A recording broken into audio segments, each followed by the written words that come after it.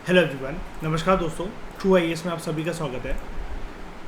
इस लेक्चर में हम लोग बात करने वाले हैं कि लेजिस्लेटिव काउंसिल की पोजीशन क्या है। जैसे कि इस तरह की एनालिसिस हम लोग प्रीवियस लेक्चर में देख रहे थे। राज्यसभा कहाँ इक्वल है एज़ कम्पेयर टू लोकसभा, कहाँ अनइक्वल है, और राज्यसभा के पास क्या स्पेशल पावर है जो कि लोकसभा के पास नहीं है। कितनी स्पेशल पावर्स पढ़ी थी हमने राज्यसभा की? How many? 4 थी, ठीक है। वो आप धीरे धीरे करके जैसे लर्न करोगे आपको लर्न हो जाएगी। मैं ऐसा कुछ नहीं है कि आपसे पूछने बैठा हूँ, लेकिन उनमें से सबसे इंपॉर्टेंट जो मुझे लगती है वो लगती है ऑल इंडिया सर्विसेज की क्रिएशन, ठीक है। राज्यसभा उसके लिए खुद एक प्रस्ताव रख सकता है पार्लियामेंट के सामने, तो वो काफ़ी इंपॉर्टेंट पावर है। खैर ठीक है, कोई बात नहीं। अगला टॉपिक यहाँ पर पार्लियामेंट्री प्रिविलेजेस था, लेकिन हम जैसा कि साइमल्टेनियसली डिस्कशन स्टेट लेजिस्लेचर की भी कर रहे हैं, तो एक बारी लेजिस्लेटिव काउंसिल की पोजीशन को भी देख लेते हैं। अगर राज्यों में जो लेजिस्लेटिव काउंसिल है इसको मैं पार्लियामेंट्री लेवल पर कौन से हाउस से कंपेयर कर सकता हूं?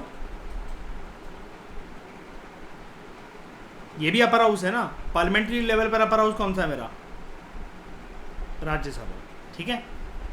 अब राज्यसभा तो देखो वैसे तो परमानेंट हाउस है, लेकिन हमने देखा कि उसको रखना चाहिए कि नहीं रखना चाहिए। लास्ट में जाते जाते राइटर उसको कुछ पॉइंट से सपोर्ट कर गया था कि हाँ यार रखना चाहिए। लोकसभा के जो हेस्टी डिसीजंस होते हैं, डिफेक्टिव डिसीजंस होते हैं, उनके ऊपर कंट्रोल लगा सकता है। जो एमिनेंट पर्सनस को, जो कि literature, art science and social service हैं, उनको इलेक्शन के प्रक्रिया से ना जाना पड़े तो उनको जगह दे सकता है। और फेडरल इक्विलिब्रियम को मेंटेन करता है कि जो सेंटर है वो स्टेट्स की फंक्शनिंग में अनड्यू इंटरफेरेंस ना दिखाए, और राज्यसभा एक वॉइस होता है, एक मसीहा होता है राज्य और केंद्र शासित प्रदेशों के इंटरेस्ट को प्रोटेक्ट करने के लिए। इसलिए राज्यसभा का बरकरार रहना ठीक है। लेकिन राज्यसभा के अस्तित्व को आज तक छेड़ा नहीं गया। उसके ऊपर ये ज़रूर मुद्दा उठाए कि खर्चीला है, ऐसा है, वैसा है, रखना चाहिए कि नहीं रखना चाहिए। सिर्फ एक चर्चा का डिस्कशन बनकर रहा है राज्यसभा। ऐसा नहीं है कि उसको हटाया गया है, बनाया गया है, फिर बिगाड़ा गया है, फिर बनाया गया है। उसको स्टेटस ही दे दिया गया है शुरू से ही परमानेंट हाउस का।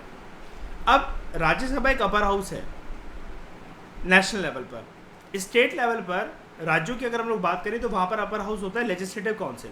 लेकिन इसको जैसा कि हम जानते हैं स्टेट लेजिस्लेटिव काउंसिल, जिसको आम भाषा के अंदर हम लोग कहते हैं विधान परिषद, ये बड़े सारे राज्यों के अंदर काफ़ी बार क्रिएट करा गया है, फिर डिस्ट्रॉय करा गया है, फिर क्रिएट करा गया है, फिर डिस्ट्रॉय करा गया है। किसी किसी जगह पर प्रपोजल रखा गया क्रिएशन का, लेकिन अभी तक ये एग्जिस्टेंस में नहीं आया है। तो यहाँ पर इसकी पोजीशन के बारे में हम लोग क्या कह सकते हैं? जो कॉन्स्टिट्यूशनल पोजीशन है विधान परिषद की, अगर हम इसको विधानसभा से कंपेयर करें तो राइटर कह रहा है कि हम इसको 2 एंगल से स्टडी कर सकते हैं। कौन कौन से एरिया में जो विधान परिषद है वो बिल्कुल इक्वल पावर होल्ड करके रखता है as compare to Vidhan Sabha, and कहाँ पर विधान परिषद की पावर कम हो जाती है एज़ कम्पेयर टू विधानसभा। सबसे पहले बात करते हैं कौन से मैटर्स में दोनों की एग्जिस्टेंस इम्पॉर्टेंट है, विधानसभा की भी और विधान परिषद की भी। तो इन फॉलोइंग मैटर्स जो पावर और स्टेटस होता है स्टेट लेजिस्लेटिव काउंसिल का, यानी कि विधान परिषद का, वो ब्रॉडली इक्वल होता है as compare to Vidhan Sabha. Number 1, ordinary bills जब इंट्रोड्यूस होते हैं और जब वो पास होते हैं, लेकिन अगर डिसएग्रीमेंट हो जाता है दोनों हाउसेस के बीच में, तो जो लेजिस्लेटिव असेंबली होती है उसकी विल प्रिवेल करती है ओवर लेजिस्लेटिव काउंसिल। ये वाली चीज़ तो पार्लियामेंट्री लेवल पे भी देखने को मिलती है ना। हमने देखा था ना, लोकसभा की बिल तो नहीं कहेंगे कि प्रिवेल करती है, लेकिन लोकसभा के पास नंबर्स की वजह से उसको फ़ायदा मिल जाता है। याद है डिस्कशन? संख्या ज़्यादा होती है, इसलिए जॉइंट सिटिंग का जो प्रावधान होता है उधर वहाँ पर उनको फ़ायदा मिल जाता है ना। यहाँ पर जॉइंट सिटिंग का होता है कुछ प्रावधान? बताओ, यहाँ पर जॉइंट सिटिंग वर्ड क्यों नहीं लिखा हुआ है? राज्यों के लेवल पे जॉइंट सिटिंग होता है क्या? नहीं, ठीक है। उसके बाद ऑर्डिनेंस को अगर अप्रूव करना है जो कि गवर्नर ने इशू कर रखे हैं, यहाँ पर भी विधान परिषद का इक्वल से होता है एज कम्पेयर टू विधानसभा, ठीक है। अब आ गई ना ये वाली बात, श्रेया क्लियर हो गया? लिखा हुआ है ना गवर्नर इशू कर रहा है ऑर्डिनेंस को। अब ये कब इशू कर रहा होगा? जब 2 हाउसेस होंगे स्टेट लेजिस्लेचर के, या फिर एक सिंगल हाउस होगा स्टेट लेजिस्लेचर का in terms of unicameral legislature, जब वो सेशन में ना हो, ठीक है। तो गवर्नर अगर ऑर्डिनेंस इशू कर देता है, ऑर्डिनेंस क्या है, जैसे प्रेसिडेंट का ऑर्डिनेंस या फिर गवर्नर का ऑर्डिनेंस, आप क्या कहोगे, एक temporary law making power, right, एक टेम्पररी लॉ मेकिंग पावर या फिर अथॉरिटी। अब यहां पर एक बात लिखी हुई है, इससे जान लेते हैं।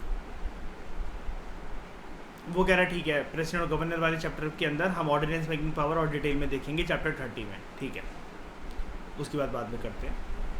उसके बाद मिनिस्टर्स को सिलेक्ट करना, इंक्लूडिंग चीफ मिनिस्टर को, संविधान के अंतर्गत अगर हम लोग देखें, राइटर हमें बता रहा है जो मिनिस्टर्स होते हैं इंक्लूडिंग चीफ मिनिस्टर, वो किसी भी house of the state legislature के मेंबर हो सकते हैं। यूनिकैमरल लेजिस्लेचर है, अगर स्ट्रक्चर यूनिकैमरल वाला है तो कोई सवाल उठता ही नहीं है, फिर तो विधानसभा से ही होना पड़ेगा सबको। लेकिन अगर बाइकैमरल स्ट्रक्चर है ना स्टेट का जैन, तो वहाँ पर विधान परिषद से भी चीफ मिनिस्टर या फिर दूसरे मिनिस्टर हो सकते हैं। लेकिन जैसा कि हमने पार्लियामेंट की डिस्कशन में पढ़ा था Shreya, irrespective of their membership they are responsible only to the assembly, क्योंकि राज्यों के लेवल पर कौन सा ऐसा हाउस है जहाँ पर जनता के द्वारा चुने गए डायरेक्ट प्रतिनिधि हैं, वो है विधानसभा।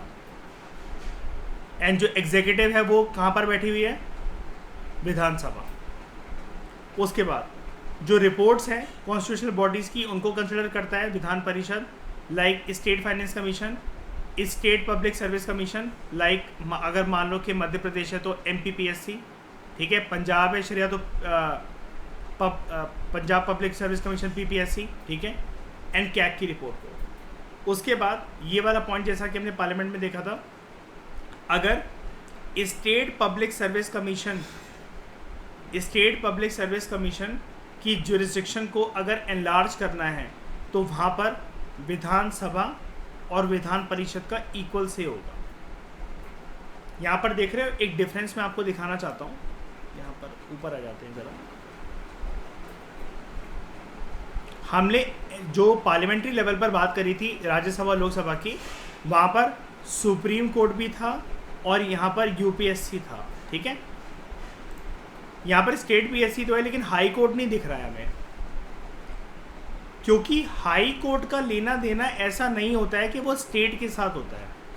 आपको एक चीज़ पता है ना सर, कि जो हाई कोर्ट की जुरिस्डिक्शन होती है वो भी पूरे देश में उतनी ही प्रिवेल करती है, ऐसा नहीं है कि वो एक राज्य तक सीमित रहती है। हाई कोर्ट किसी एक राज्य का नहीं होता, बना दिया जाता है वहाँ पर उसका जो स्ट्रक्चर होता है, लेकिन हाई कोर्ट की अथॉरिटी और उसकी जुरिस्डिक्शन, उसकी जजमेंट सारे के सारे पूरे के पूरे देश में प्रिवेल करती है श्रेया, वो सिर्फ एक राज्य तक सीमित नहीं होता है। आप सोचो कि मध्य प्रदेश हाई कोर्ट है, जबलपुर हाई कोर्ट कि उसकी जो उसकी कोई जजमेंट है वो सिर्फ मध्य प्रदेश तक ही प्रिवेल करेगी, ऐसा नहीं होता। हाई कोर्ट्स की जो इंटरप्रिटेशन होती है या किसी भी चीज़ को लेकर जजमेंट होती है वो फिर पूरे देश में प्रिवेल करती है।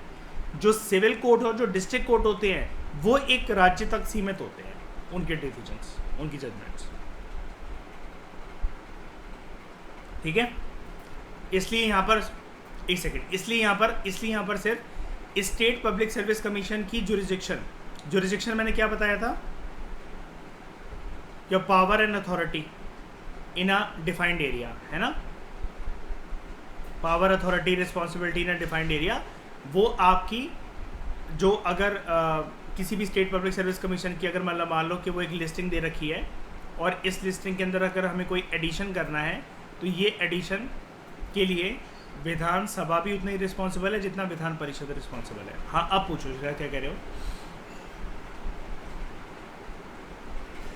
हाई कोर्ट एक्चुअली जो जुरिस्डिक्शन है ना, हाई कोर्ट वो सेंट्रल लेवल पे ही माना जाता है। कई लोगों को लगता है कि high court is concern with the state government या फिर स्टेट एग्जीक्यूटिव की फंक्शनिंग से, बिल्कुल ऐसा नहीं है।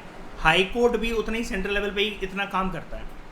आप देखो ना, अगर आपने प्रीवियस लेक्चर देखोगे, ज़्यादा याद करो, हम लोग जो बात करते हैं आर्टिकल 32, उसी के साथ हम लोग आर्टिकल 226 की भी बात करते हैं। ये किसका होता है, सुप्रीम कोर्ट का, और हाँ रेमेडीज, और ये हाई कोर्ट का। या क्या होता है, अगर आपके मौलिक अधिकारों का उल्लंघन हो जाए श्रेया, फंडामेंटल राइट्स का ब्रीच हो जाए, तो सुप्रीम कोर्ट कहता है हमने आर्टिकल 32 के अंतर्गत आपके लिए दरवाजे खोल रखे हैं कि डायरेक्टली तुम हमारे पास आ जाओ। You should not follow the प्रक्रिया कि आप पहले डिस्ट्रिक्ट कोर्ट जाओ, सिविल कोर्ट जाओ, हाई कोर्ट जाओ, फिर सुप्रीम कोर्ट आओ। लेकिन सुप्रीम कोर्ट एक रिक्वेस्ट हमसे ये कहता है, क्योंकि हम काफ़ी ऑलरेडी अपने वर्क से बर्डन है, तो आप अगर हो सके तो पहले हाई कोर्ट चले जाओ, और हाई कोर्ट भी आपको न्याय दे देगा आर्टिकल 226 के अंतर्गत। तो ये टोटल लेवल, तो ये टोटल जो है हाई कोर्ट भी सेंट्रल लेवल पे ही फंक्शन करता है। ये भी मैंने अभी तो बताया, इतनी बड़ी एक स्टेटमेंट क्लेम करी मैंने कि इसकी कोई भी जो जजमेंट होगी वो पूरे देश में प्रिवेल करती है। मेंस्ट्रुअल विमेन को टेम्पल्स में एंट्री मिलेगी कि नहीं मिलेगी, ये मुद्दा हो सकता है सबरीमाला टेम्पल का इशू हो, या शनि शिंगणापुर टेम्पल का इशू हो, या हाजी अली दरगाह का केस हो। तीनों के तीनों राज्य अलग हैं, या शनि शिंगणापुर मुंबई, हाजी अली मुंबई, सबरीमाला केरला, सदर्न इंडिया। लेकिन अब ऐसा कोई मुद्दा जो होगा तो रेफरेंस तो ली जा सकती है ना, कि हाई कोर्ट ने ये बोला हुआ है यस मेंस्ट्रुअल एज की जो विमेन है वो टेम्पल के अंदर या किसी श्राइन के अंदर which is concern with any religion वहां पर एंटर कर सकती हैं। तो अब ये कोई तो नहीं बोल सकता कि नहीं उन्होंने तो मुंबई के लिए बोला था, हम तो असम के अंदर मंदिर के अंदर जा रहे हैं। समझ गए? ये इसका सबसे प्यारा एग्जाम्पल मुझे यही लगता है कि जो ये टेम्पल वर्डिक्ट जो दी थी ना साल 2017 में, काफ़ी मुद्दा उठा था कि इंटॉलरेंस बढ़ रहा है सोसाइटी के अंदर, वो बढ़ रहा है। यूपीएससी ने क्या करा, श्रेया जैद याद है, मैंने प्रीवियस ईयर क्वेश्चन पेपर दिखाया था, उसने टॉलरेंस के ऊपर क्वेश्चन पूछ लिया कि एंशिएंट इंडिया से लेकर अभी तक हमारे देश में टॉलरेंस कहाँ देखने को मिलता है। ठीक है, इसलिए जैसे उल्टी खोपड़ी चलती है ना जैसे श्रेया हम लोगों की, वैसे यूपीएससी की भी चलती है। ठीक है, कि हर चीज़ में ऐसे नहीं ऐसे होगा, ऐसे नहीं ऐसे होगा, वही चीज़ है। अब कहाँ कहाँ विधान परिषद अनइक्वल है, उसका स्टेटस अनइक्वल है as compare to Vidhan Sabha. ठीक है, यानी कि यहाँ पर विधानसभा ज़्यादा सुप्रीम बनकर आएगा। तो इन द फॉलोइंग मैटर जो पावर स्टेटस होता है विधान परिषद का वो वीक पड़ जाता है as that of Vidhan Sabha. सबसे बड़ी बात, मनी बिल सिर्फ और सिर्फ विधानसभा के अंदर ही इंट्रोड्यूस हो सकता है, विधान परिषद में वो इंट्रोड्यूस नहीं हो सकता। जो विधान परिषद है वो मनी बिल को, कीवर्ड्स देखना, ना ही अमेंड कर सकता है ना ही रिजेक्ट कर सकता है। ठीक है, 14 दिन के अंदर अंदर वो अपने पास रख सकता है रिकमेंडेशन देने के लिए, और 14 दिन के अंदर अंदर उसको रखने के बाद 15वें दिन रिटर्न करना चाहिए रिकमेंडेशन के साथ या फिर विदाउट एनी रिकमेंडेशन। अब जो असेंबली है वो रिकमेंडेशन को माने ऐसा ज़रूरी भी नहीं है विधान परिषद की। दोनों केसेस के अंदर चाहे उसकी रिकमेंडेशन को माना जाए चाहे नहीं माना जाए, संज्ञान में रखा जाए या नज़रअंदाज करा जाए, फिर भी जो मनी बिल है वो ऐसा ही माना जाएगा कि दोनों हाउसेस के द्वारा in case of by cameral legislature वो पास ही है। ठीक है, जो फाइनल पावर है ये डिसाइड करने की कि कोई एक पर्टिकुलर बिल मनी बिल है कि नहीं है, वो जो विधान सभा का जो स्पीकर होगा उनके हाथ में राय करता है। एंड उनका डिसीजन क्या चैलेंज करा जा सकता है क्या?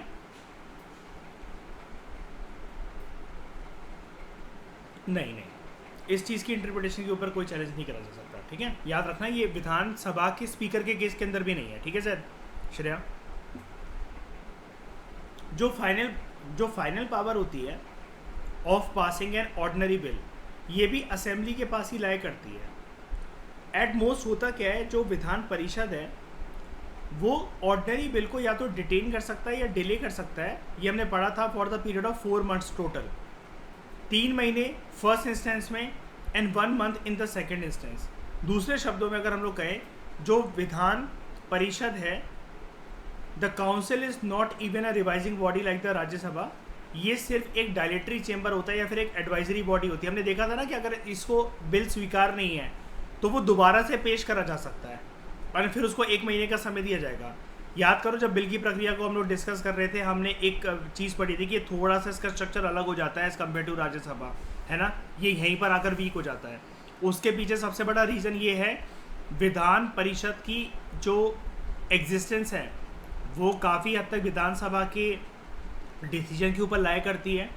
एंड दूसरी चीज़, हर एक राज्यों के अंदर बाई कैमरल स्ट्रक्चर नहीं है, विधान परिषद आपको नहीं देखने को मिलता 95% स्टेट्स में। ठीक है, जो विधान परिषद है it can only discuss the budget, लेकिन वो वोट नहीं कर सकता on the demand for grants, जो कि एक्सक्लूसिव प्रिविलेज है असेंबली की। ऐसा क्यों? क्योंकि जो एग्जीक्यूटिव हैं जिनको खर्चा करना है जनता के जो डायरेक्ट चुने हुए प्रतिनिधि और जनता का जो पैसा है वो देख रेख करने वाले लोग कौन से हाउस के पार्ट होते हैं जनरली? विधानसभा। ठीक है, जो काउंसिल है वो रिमूव नहीं कर सकता काउंसिल ऑफ मिनिस्टर्स को नो कॉन्फिडेंस मोशन पास करके। वो इसलिए क्योंकि काउंसिल ऑफ मिनिस्टर जो होते हैं वो कलेक्टिवली रिस्पॉन्सिबल होते हैं सिर्फ विधानसभा के लिए, बट जो विधान परिषद है सिर्फ वो इतना कर सकते हैं कि सरकार की किसी भी पॉलिसी को या एक्टिविटी को डिस्कस कर सकते हैं या फिर क्रिटिसाइज कर सकते हैं। अगला, जब कभी भी एक ऑर्डिनरी बिल आता है, अगर वो विधान परिषद के अंदर ओरिजिनेट हुआ है और विधानसभा को भेजा गया है, ठीक है, और विधानसभा ने उसको रिजेक्ट कर दिया है, बिल एंड हो जाता है and it becomes dead. Rajya Sabha के केस में क्या ऐसा होता है क्या?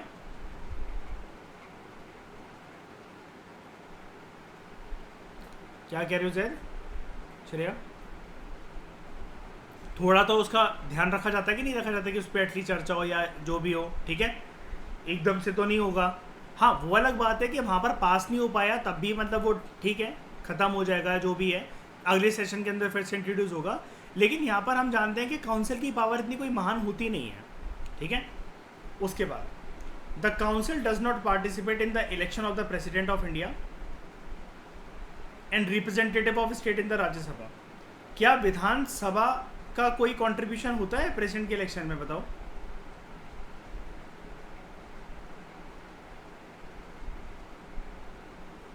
हाँ, एमएलएस का होता है क्या? याद करो, पार्लियामेंट का इनिशियल इलेक्शन होता है, ठीक है।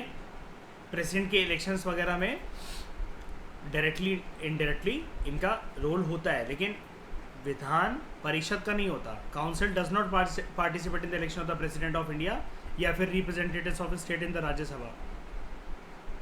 राज्यसभा में जो एमपीज गए हैं, अगर इनके चुनाव की बात करें, यहाँ पर किसका रोल होता है? क्या एमएलए का रोल होता है? हाँ कि ना? बिल्कुल। राज्यसभा के इलेक्शन इनडायरेक्ट होते हैं, तो यही लोग तो चुनकर भेजते हैं राज्यसभा। याद करो, पार्लियामेंट के इनिशियल इलेक्शंस में मैंने डिस्कस करा हुआ है इसके बारे में।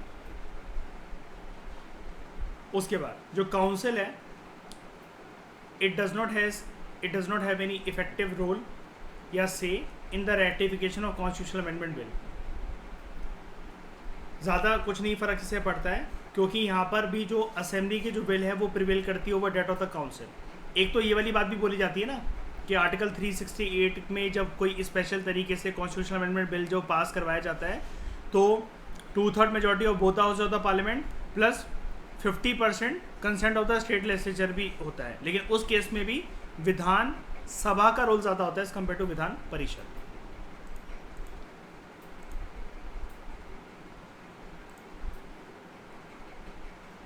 यहाँ पर एक चीज़ देखते हैं, जैसे लक्ष्मीकांत की हमारी बुक है ना, ऐसी एक बुक आती है श्रेया जेसी जोहारे की, ठीक है, अमेजन पे मिलती है। उसकी बुक्स में एक पैराग्राफ दे रखा है जो कि लक्ष्मीकांत ने यहाँ पर डाला हुआ है। Constitution is not clear on this point कि whether a bill of constitutional amendment refer to the states, जो कि स्टेट्स को दिया गया कितने परसेंट से रेटिफाई होना चाहिए, वो कितने परसेंट? 50%। तो अगर हमारे देश में अभी राज्य 28 हैं, तो कितने लेजिस्लेचर से पास रेटिफाई हो जाना चाहिए? 40। ठीक है, अब ध्यान से सुनना। जेसी जोहरी की बुक में एक बहुत अच्छी बात बताई हुई है। कॉन्स्टिट्यूशन ना इस चीज़ पे क्लियर है ही नहीं कि अगर कॉन्स्टिट्यूशनल अमेंडमेंट बिल, संविधान ने इसके बारे में कोई डिटेल में टिप्पणी नहीं कर रखी है कि अगर एक कॉन्स्टिट्यूशनल अमेंडमेंट बिल अगर स्टेट्स को रेफ़र करा जाता है उनके लेजिस्लेचर की रेटिफिकेशन के लिए, सबसे बड़ी दिक्कत तो श्रेय यही आ जाती है कि देखो हर एक राज्य के अंदर लेजिस्लेचर का स्ट्रक्चर सेम नहीं है। कहीं पर यूनिकैमरल है और कहीं पर क्या है, बाई कैमरल। वो अलग बात है कि हमें चाहिए नंबर सिर्फ 50% है, मतलब नंबर इन द सेंस के सारे स्टेट लेजिस्लेचर जितने भी हमारे देश के अंदर हैं, सिर्फ उनकी 50% विधानसभा या फिर विधान परिषद या कॉम्बिनेशन जो भी हैं वो बस उतना रेटिफाई करते हैं। तो ratification by the legislature shall include, Vidhan Parishad को इंक्लूड करा जाएगा कि नहीं करा जाएगा। ये लाइन देख रहे हो कितनी इंपॉर्टेंट है। लक्ष्मीकांत ने मेंशन खुद नहीं कर रखी है जैद अपनी बुक के अंदर, लेकिन जेसी जौहरी से रेफरेंस लेकर ये बहुत इंपॉर्टेंट बात बता रखी है कि वहाँ पर अगर हम लोग ये जो 50% रेटिफिकेशन की बात करते हैं, और ऐसा भी तो हो सकता है ना कि किसी किसी राज्य के अंदर बाइकैमरल लेजिस्लेचर का स्ट्रक्चर टकरा जाए हमारे सामने, जहाँ पर विधान परिषद भी हो। लेकिन क्या कॉन्स्टिट्यूशनल अमेंडमेंट बिल जब आएगा तो विधान परिषद का कोई भी रोल होगा कि नहीं होगा? बताओ, क्या वो कोई भी ड्रामा रचा सकता है कि नहीं रचा सकता है? संविधान कुछ भी नहीं बोलता इसके बारे में। अगर संविधान कुछ नहीं बोलता इसके बारे में तो फिर हम क्या बोलें? आगे देखते हैं ज़रा। अगर ये तो हो गया थ्योरेटिकल एंगल में, संविधान ने कुछ टिप्पणी नहीं कर रखी है। प्रैक्टिस में क्या होता है, इट मे बी अंडरस्टूड कि जो बिल होगी ना विधानसभा की, वही प्रिवेल करेगी। यार ऑर्डिनरी बिल तक में विधानसभा अगर दूसरी बार बिल ले आए तो 4 महीनों से ज़्यादा का समय लेकर विधान परिषद कुछ भी नहीं कर सकता, वो फिर भी बिल पास करवा देंगे। होता है ऐसा कि नहीं होता? और ये तो फिर भी कॉन्स्टिट्यूशनल अमेंडमेंट बिल है। इन केस विधान परिषद अगर ये जो विधानसभा के व्यू जो है उससे अगर मैच नहीं करता है, इट इज़ ऑल राइट। जैसे अब इसको ये नहीं लिखना चाहिए, ये पेपर में लिख भी मत आना चाहिए, ठीक है? इट इज़ ऑल राइट, कोई बात नहीं, ऐसी ये इसने बस अपनी बुक में लिखा हुआ है। In case it differs, Vidhansabha में pass it again and thereby ignore the will of the Vidhan Parishad, जिस प्रकार से वो नॉन मनी बिल के केस में यानी कि ऑर्डिनरी बिल के केस में करता है। यानी कि सिचुएशन चाहे कोई भी हो, कौन अपनी बात मनवा ही लेगा किसी भी केस के अंदर? विधानसभा। लेकिन थ्योरेटिकली क्या कॉन्स्टिट्यूशनल अमेंडमेंट बिल के केस में विधान परिषद की कोई पावर डिफाइंड है क्या? थ्योरेटिकली नहीं। लेकिन प्रैक्टिस में हम क्या जानते हैं यार, उसकी पावर चाहे गिवन हो चाहे ना हो, फिर भी किसकी पावर प्रिवेल करेगी? पास होके ही रहेगा वो फिर भी विधानसभा। अगर उसको पास करवाना होगा ना, कहने का मतलब ये, अगर उसको पास करवाना होगा विधानसभा को तो करवाई देगा, नहीं करवाना होगा तो नहीं करवाएगा। विधान परिषद का कोई रोल रह नहीं जाता है। ओके, उसके बाद जैसा कि मैं आपको बोल रहा हूं इस लेक्चर के अंदर, जो एग्जिस्टेंस है ना विधान परिषद की, वो डिपेंड करती है on the will of the Vidhansabha. जो काउंसिल है वो एबॉलिश करा जा सकता है पार्लियामेंट के द्वारा अगर उसको विधानसभा रिकमेंडेशन दे दे। ये भी चीज़ पढ़ी होगी श्रेया, इनिशियल लेक्चर्स में बताया था मैंने, है ना?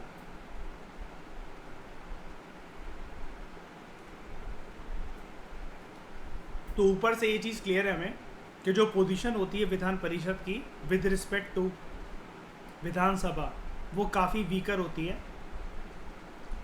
अगर हम लोग इस चीज़ को कंपेयर करें, यानी कि राज्यों के टर्म्स में अगर हम लोग अपर हाउस और लोअर हाउस की पोजीशन को कंपेयर करें, तो यहाँ पर अपर हाउस काफ़ी weak as compare to lower house.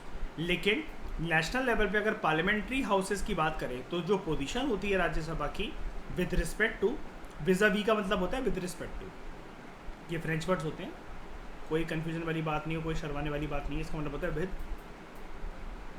Respect to. ठीक है, ये काफ़ी वीक होती है।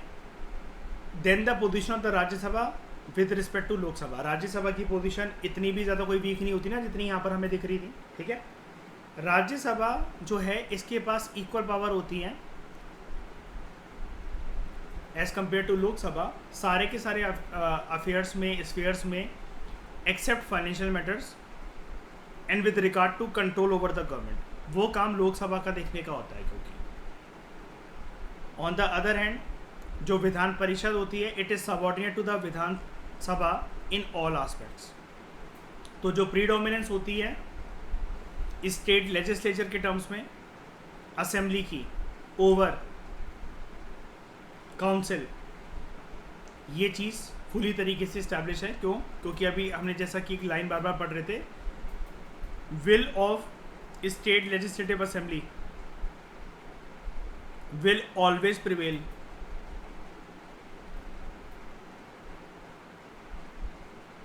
over that of state legislative council. ठीक है, हमेशा इसकी विल ज़्यादा प्रिवेल करेगी as compare to this. Done.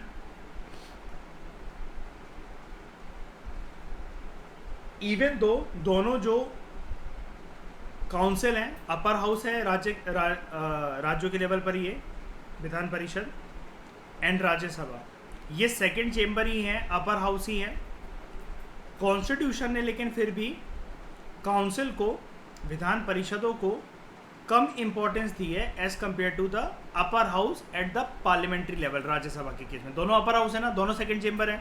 जो काम राज्यसभा जो करता है नेशनल लेवल पे, हमें देखने को ये लगता है ना कि सेम स्ट्रक्चर बना हुआ है राज्यों के लेवल पर जो कि काम करेगा विधान परिषद, राइट ज़ैद?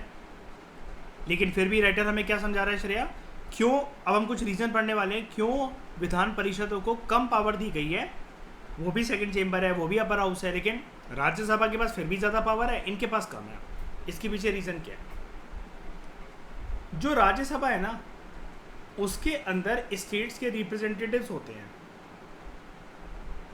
क्या एमएलए होते हैं वहां पर? एमएलए ही जाकर एमपी बनते हैं क्या?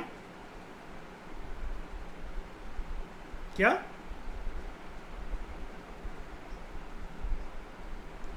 नहीं, मैं पूछ रहा हूं कि कोई जो एमएलए होंगे वही जाकर एमपी बनेंगे क्या आगे जाके राज्यसभा में?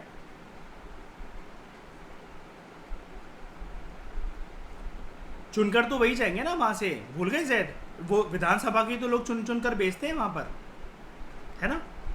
तो ये बेसिकली एक फेडरल पॉलिटी के एलिमेंट को रिप्रेजेंट करता है। कैसे?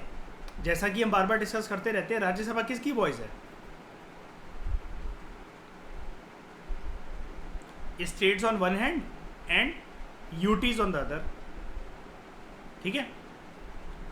ये फेडरल इक्विलिब्रियम को मेंटेन करके रखता है राज्यसभा, जैसा कि हमने पार्लियामेंट वाले चैप्टर में भी देखा था, राज्यों के इंटरेस्ट को प्रोटेक्ट करके कि सेंटर उन पे अनड्यू इंटरफेरेंस ना करे। ये हम जब राज्यसभा के अस्तित्व को प्रोटेक्ट करने की बात कर रहे थे, यहाँ पर हमने ये सेम लाइन ये पढ़ा था, ये थर्ड वाला पॉइंट, ठीक है?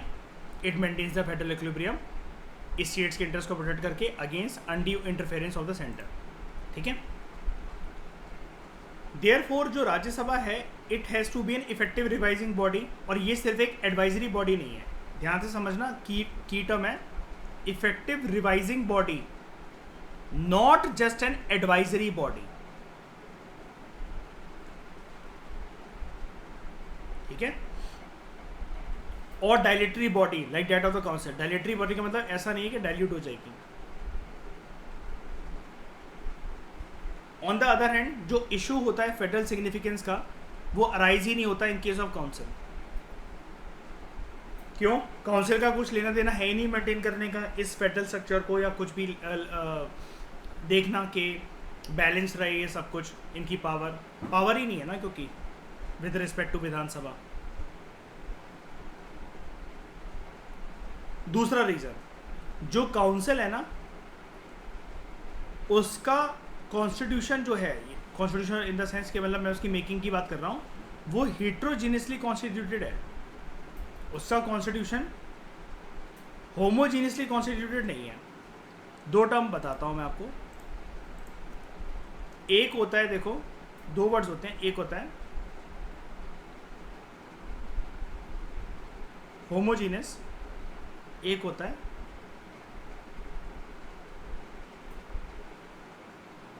हेट्रोजीनियस।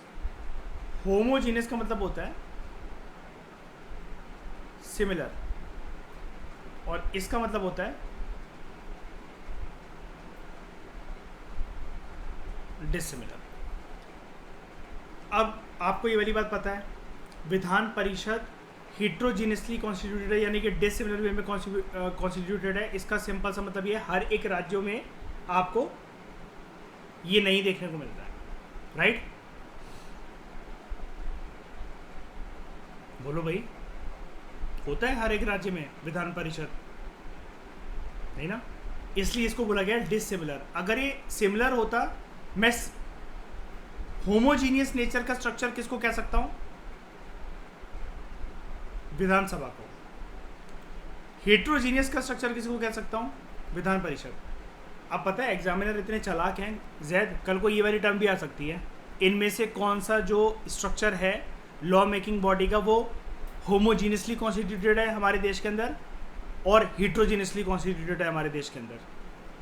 अब पहली बात तो यही है कि टर्म्स की इंटरप्रिटेशन में ही लोग खो जाएं, पता चला है ना? इसका हिंदी अनुवाद और भी ज़्यादा टफ होगा, शरिया बगल में जो लिखा होगा क्वेश्चंस में, ये चीज़ है। ये जो टर्म है ना, वैसे होमोजीनियस और हेट्रोजीनियस नेचर, एक बात बताता हूँ श्रेया, जैद आप तो जानते हो, श्रेया को बताता हूँ, ये ना वैसे आईआर की पॉलिटिक्स में यूज़ करा जाता है श्रेया, सेकेंड वर्ल्ड वॉर के बाद से। बताऊँ कैसे? जो दुनिया है ना, वो सारे के सारे फुटप्रिंट सारी की सारी कंट्री फॉलो कर रही है यूएसए के पीछे पीछे। तो ऐसा कहा जाता है कि वर्ल्ड में जो होमोजीनियस नेचर है ना ग्लोबलाइजेशन का, जैसा जैसा यूएसए करेगा सब लोगों को वही चाहिए, वही नंगापन, वही वेस्टर्न मेंटेलिटी, वही इंस्टाग्राम, वही फेसबुक, मतलब सबको मॉडर्न बनने की जो भूख है ना, वो यूएसए के पीछे पीछे फुटप्रिंट्स फॉलो करने वाली चीज़ है। और उसमें एक बड़ा प्यारा एग्जांपल दे रखा होता है कि दुनिया जो है इट इज़ गेटिंग, देखना 3 वर्ड्स बताता हूँ श्रेया, कितने प्यारे लगेंगे आपको। दुनिया is becoming a culture of jeans culture. Jeans कहाँ की इन्वेंशन है? अमेरिका की। सब लोगों को जीन्स पहनना पसंद है। दुनिया is becoming Pepsi culture. Example बड़ा प्यारा लिख रखा होता है वहाँ पर, कंटेम्प्रेरी वर्ल्ड पॉलिटिक्स के अंदर जो 12th की पॉलिटिकल साइंस है ना, वहाँ पर डिस्कस करवाया था मैंने लोगों को। सबको जीन पहनना पसंद है, कोई कुर्ता भी पहन रहा है तो उसके नीचे जीन्स पहन लेता है, आउटफिट यानी कि एक वेस्टर्न तो है ही शरीर पर। पेप्सी कल्चर, राजमा चावल दाल चावल भी खा रहे हो तो पेप्सी सबको पीनी है। और एक और प्यारी टर्म, दुनिया is becoming a culture of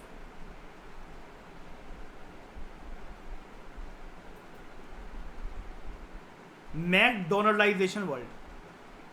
example इसका ये होता है कि किसी से भी पूछो कि घर पर डिनर करना है या फिर मैकडोनल्ड में खाओगे, तो मैकडोनल्ड लोगों की प्रेफरेंस होती है। ये जो वेस्टर्न प्रेफरेंस है ना, और यूएसए सबको अपने जैसा बनाता चल रहा है। जैसे सबसे रिकॉग्नाइज करेंसी जिसको कोई भी एक्सेप्ट करने से मना नहीं कर सकता, वो है डॉलर। लेकिन कौन सा डॉलर? US dollar. ठीक है, ये सारी चीज़ें शो करती हैं कि दुनिया एक होमोजीनियस पाथ पर चल रहा है। लेकिन इसके डिफेंड में हम लोग ये कहते हैं, कंट्रीज जैसे इंडिया, वहाँ पर उनका खुद का कल्चर, कस्टम्स, रीति रिवाज, प्रथाएं वगैरह ये भी इंटैक्ट हैं। और काफ़ी लोगों को ये पता है कि पूरी तरीके से वेस्टर्न होने का कोई फ़ायदा नहीं है, इससे हमारी खुद की आइडेंटिटी धुल जाएगी।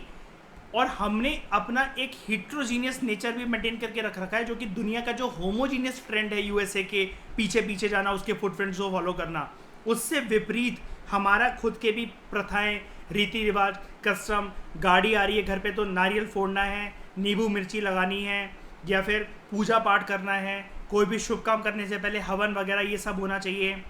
ये सारी चीज़ें हमारे अंदर इंटैक्ट हैं। तो दुनिया भले ही होमोजीनियस नेचर की बन रही है, यूएसए के पीछे पीछे जाकर उसके फुटप्रिंट्स को फॉलो कर रही है, लेकिन हेट्रोजीनियस नेचर भी अलग अलग कंट्रीज और अलग अलग सोसाइटी की पहचान है। और अगर जो लोग अभी तक इसको नहीं समझ पाए, जो कंट्रीज, उनको इस चीज़ को इंटैक्ट करके रखना चाहिए कि येस, भले ही आपको कौन कह रहा है वेस्टर्न बनने के लिए, आप खुद भी, आपकी जो आइडेंटिटी है, वो इंडिविजुअल एग्जिस्टेंस जो है, उसको इतना सुपीरियर बनाओ कि उसको कॉपी करें लोग, ना कि यूएसए को कॉपी करें। समझ में आया आज होमोजीनियस और हेट्रोजीनियस की पूरी डिबेट? श्रेया शॉर्ट में बता दी मैंने, ठीक है। तो जो काउंसिल है, इट इज़ हेट्रोजीनियसली कॉन्स्टिट्यूटेड। कहाँ से कहाँ चले गए हम, ठीक है। अब मुझे पता लगता है आधे आधे पैराग्राफ मेरे कितने बड़े बड़े बन जाते हैं लेकिन ज़रूरी भी यार, कनेक्शन अगर ना हो ना, जो बात 1000 बार रिपीट हो रही है तो उसको करनी चाहिए 1000 बार repeat. It represents different interest and it consist of differently elected members and also include some nominated members, ठीक है। अब इसकी जो कॉम्पोजिशन है वो इसकी पोजीशन को वीक बना देता है, और इसकी जो यूटिलिटी होती है as an effective revising body, वो नहीं रहती है। राज्यसभा तो फिर भी रहता है रिवाइजिंग बॉडी की तरह, लेकिन ये सिर्फ और सिर्फ एक, क्या कहोगे आप इसको, एक रिकमेंडरी बॉडी की तरह, एडवाइजरी बॉडी की तरह बनकर रह जाता है, ठीक है। राज्यसभा जो है वो होमोजीनियसली कॉन्स्टिट्यूटेड है, वो रिप्रेजेंट करता है only the states and UTs and consist of mainly elected members, mainly elected members. सिर्फ 12 ही तो होते हैं 250 में से नॉमिनेटेड, बाकी सारे इनडायरेक्ट इलेक्शन से तो आई ही है ना ये चीज़। अब फिर ये भी बात है ना जहर, विधान परिषद अगर सारे राज्यों के अंदर होता तब तो हम इसके थोड़े स्टेटस को कुछ मानते भी। दूसरा क्या है कि एग्जिस्टेंस ही इसकी इतनी डामाडोल है, कभी भी अगर टिका होगा तो टिक जाएगा। अगर विधानसभा ने एक रेजोल्यूशन पास करके दिया पार्लियामेंट को तो ये मिट जाएगा इसका अस्तित्व। तो जिसका टिकना ही सुनिश्चित नहीं है शरिया, तो उसको हम क्या ही पावरफुल मानेंगे। उसके बाद जो पोजीशन विधान परिषद को मिल रखी है वो देखने से तो लगता है राइटर कह रहा है कि yes it is in accordance with the principles of democracy and the council should yield to the assembly which is a popular house. लेकिन उसको झुकना पड़ता है विधानसभा के सामने जो कि एक पॉपुलर हाउस है। पॉपुलर हाउस का मतलब मैंने क्या बताया था, पॉपुलर वर्ड किसको कहते हैं पॉलिटिकल साइंस में, which is concern with the public, जनता के प्रतिनिधि हो वहां पर। ठीक है, पॉपुलर का मतलब ये नहीं होता फेमस या कुछ भी, जनता से कनेक्टेड। ठीक है, ये जो पैटर्न ऑफ रिलेशनशिप है दोनों हाउसेस के बीच में ऑफ द स्टेट लेजिस्लेचर, ये हमने ब्रिटिश मॉडल से अडॉप्ट करी है। ब्रिटेन के अंदर क्या होता है, जो हाउस ऑफ लॉर्ड्स है upper house, they can not oppose and obstruct the house of commons lower house. House of lords एक सिर्फ और सिर्फ एक डायरेक्टरी चेंबर है, ये ऑर्डिनरी बिल को सिर्फ डिले कर सकते हैं for the maximum period of 1 year. ठीक है, एंड मनी बिल को for a period of 1 month. हमारे केस के अंदर राज्यसभा इतना ज़्यादा पावरलेस तो नहीं है जितना ब्रिटेन के अंदर जो इसके टॉप के पार्लियामेंट्री हाउसेस बन रखे हैं। लेकिन ब्रिटेन का ध्यान से सुनना, ब्रिटेन का ये पार्लियामेंट्री स्ट्रक्चर जिसमें अपर हाउस को इन्होंने वीक बनाया हुआ है, ये स्ट्रक्चर हम लोगों ने राज्यों के लेवल पे अडॉप्ट कर लिया है। समझ रहे हो, ब्रिटेन में जैसे क्या है कि अपर हाउस जो है यहाँ पे लिखा हुआ it is only a directory chamber, it can delay ordinary bill for a maximum period of 1 year, ऐसा करके। हमारे यहाँ राज्यसभा चाहे तो पूरा का पूरा डेट कर सकता है बिल को आगे चल के, वहां से अगर पास नहीं हुआ तो नहीं होगा फिर वो पास, है ना। राज्यसभा यहाँ पर अपर हाउस देख रहे हो कितना वीक दिख रहा है हमें पार्लियामेंट्री लेवल पर ब्रिटेन के अंदर। हमने इस वीकनेस को राज्यों के लेवल पर लेकर चले गए हैं ब्रिटेन से अडॉप्ट कर कर। ठीक है, लेकिन हमने अपने राज्यसभा को पावरफुल बनाया है, अपने अपर हाउस को। ठीक है,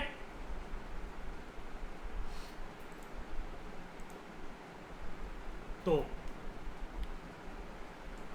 parliament act of 1911 and amending act of 1949, ये हमारे देश के नहीं है, डोंट वरी। इन्होंने हाउस ऑफ लॉर्ड्स की पावर जो है, जो वहाँ का अपर हाउस है ब्रिटेन का, उसकी पावर को कटेल करके रखा हुआ है एंड हाउस ऑफ कॉमन्स की सुप्रीमेसी इंश्योर करके रखी हुई है। हमारे देश में हम ऐसा बोल सकते हैं शायद क्या कि लोकसभा की सुप्रीमेसी हमने इंश्योर करके रखी हुई किसी एक्ट की मदद से, और राज्यसभा की पावर जो है कटेल करके रखी हुई है, ऐसा कुछ है क्या? नहीं। लेकिन ये जो स्ट्रक्चर इनके यहाँ यूके में ब्रिटेन वालों के यहाँ जो नेशनल लेवल पर एग्जिस्ट करता है, इस प्रकार का स्ट्रक्चर हम लोग कहाँ लेकर आए हैं अपने देश में? पार्लियामेंट्री लेवल पर तो लेकर नहीं आए हैं। कौन से लेवल पर लेकर आए हैं? स्टेट लेजिस्लेचर के लेवल पर। यानी कि हाउस ऑफ लॉर्ड्स की जो पावर को कटेल करके रखा हुआ है ब्रिटेन के अंदर, तो हमने कौन से हाउस को स्टेट लेवल पर कटेल करके रखा हुआ है इसकी पावर को? State legislative council. और किसकी सुप्रीमेसी को स्टैब्लिश करके रखा हुआ है? सॉरी, हाँ ठीक है, स्टेट लेजिस्लेटिव असेंबली, जिसको आम भाषा के अंदर हम लोग बोलते हैं विधानसभा, and this is Vidhan Parishad. कोई दिक्कत? अब क्या इन एक्ट्स को याद करना है? बिल्कुल भी नहीं करना है। याद अगर हो जाए अच्छी बात है, बहुत डिटेल में पढ़ रहे तो वैसे भी याद हो जाएगा। स्पेशल फोकस करके नहीं कि मैं इसको याद करने ही बैठूंगा या करने ही बैठूंगी, इसको रट्टा मारना है, इसको लिख लिख के प्रैक्टिस करना है, नहीं। इतनी ज़्यादा विल पावर इसके ऊपर बेस करने की ज़रूरत नहीं है, क्योंकि हमारे देश की चीज़ नहीं है। बस आप अगर मेंशन कर दो ये एक्ट तो नहीं लिखने हैं आपको, बस ये पता होना चाहिए कि वहाँ पर हाउस ऑफ लॉर्ड्स की पावर को कटेल करा गया है, हमारे देश में विधान परिषदों की पावर को कटेल करा गया है, नॉट राज्यसभा। वहाँ पर हाउस ऑफ कॉमन्स की सुप्रीमेसी को स्टैब्लिश करा गया है। हमारे देश में सुप्रीमेसी लोकसभा की नहीं है, विधान सभा की होती है।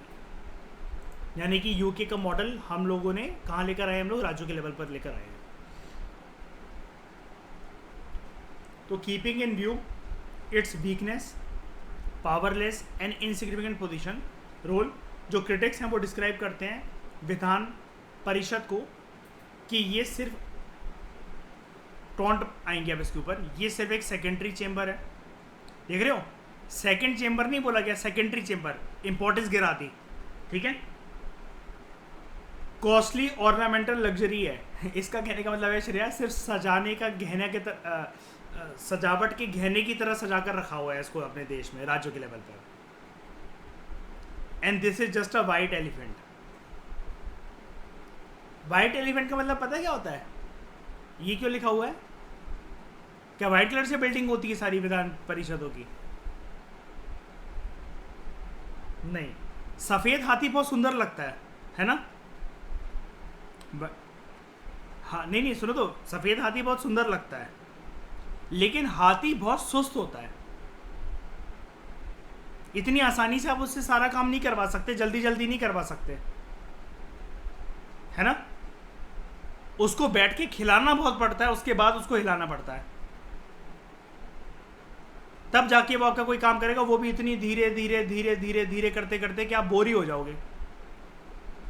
ये है कि सुंदर चीज़ तो बहुत लग रही है, लेकिन इतनी टाइम वेस्टिंग चीज़ है ना ये, कि जिसकी कोई हद नहीं। तो जो क्रिटिक्स है उनका ये ओपिनियन रहा है कि जो विधान परिषद है, it has served as a refuge for those who are defeated in the assembly elections. यानी कि जो एमएलए नहीं बन पाए वो इस रास्ते से आके, जिनके राज्यों में अगर ये सेकंड हाउस है तो एमएलसी बन सकते हैं। ये एनेबल करता है, क्रिटिक्स कह रहे हैं सारी बातें, ये एनेबल करता है कि जो अनपॉपुलर, जो रिजेक्टेड और जो एम्बिशियस पॉलिटिशियंस हैं कि जिनको कैसे ना कैसे करके राजनीति में घुसना ही है, या चीफ मिनिस्टर की पोस्ट को ऑक्यूपाई करना है, या फिर मिनिस्टर या फिर मेंबर बनना है, एमएलए बनना है, तो वो एक रास्ता जो है, एमएलए तो नहीं कहेंगे, एमएलसी है कैसे भी करके, मतलब उनको कुल मिलाकर राजनीतिक आइडेंटिटी चाहिए, तो वो सेकेंड हाउस में घुस सकते हैं। अब even though the council has been given less powers as compare to the assembly, इसकी जो यूटिलिटी है वो काफ़ी सारे ग्राउंड्स पे सपोर्ट करी जाती है। वही चीज़ है, एक तो ये जो पहला हाउस है विधानसभा, उसके द्वारा पास करे गए कानूनों का नेचर अगर कुछ ऐसा कि वो जल्दबाजी में, डिफेक्टिव तरीके से, केयरलेस तरीके से और इल कंसिडर्ड तरीके से अगर पास करे गए हैं, बनाए गए हैं विधानसभा के द्वारा, तो ये उसके लिए एक रिवीजन और इन डेप्थ रीथिंकिंग, रीथॉट प्रोसेस का काम कर सकता है। दूसरा, ये फैसिलिटेट कर सकता है विधान परिषद कि जो एमिनेंट प्रोफेशनल्स और जो एक्सपर्ट्स होते हैं, जो कि डायरेक्ट इलेक्शन फेस नहीं करना चाहते, लेकिन फिर भी उनको राजनीति में जगह मिलनी चाहिए, कि वो आए और एक हाउस में बैठ सकते हैं राज्य के लेवल पर, ठीक है? और वो हाउस होता है विधान परिषद। गवर्नर जो हैं वो 1/6 जो मेंबर्स होते हैं काउंसिल के, उनको नॉमिनेट करते हैं। कीवर्ड ये है, दो कीवर्ड्स हैं यहाँ पर, एक नॉमिनेट एंड दूसरा 1/6 मेंबर्स ऑफ द काउंसिल, कि इनको इस प्रकार की रिप्रेजेंटेशन मिले। कितनी फील्ड होती है यहाँ पर गवर्नर के सामने? 5। कौन कौन सी? Literature, art, science, social service, और एडिशनल क्या होती है यहाँ पर? कोऑपरेटिव मूवमेंट या फिर कोऑपरेटिव सोसाइटी, कुछ भी करें। अगर राज्यसभा होता तो सिर्फ कौन सी कैंसिल हो जाती है यहाँ पर? 12 जो नॉमिनेटेड मेंबर होते हैं, ये नहीं होता, ठीक है? तो इस डिस्कशन में दोस्तों फिलहाल इतना ही। नेक्स्ट लेक्चर में हम लोग बात करेंगे जो प्रिविलेजेस होती हैं स्टेट लेजिस्लेचर की, और उससे पहले जो प्रिविलेजेस हैं पार्लियामेंट के लेवल पर, जो एमपीज़ के पास जो प्रिविलेजेस होती हैं, उसके बारे में। Thank you very much for discussion.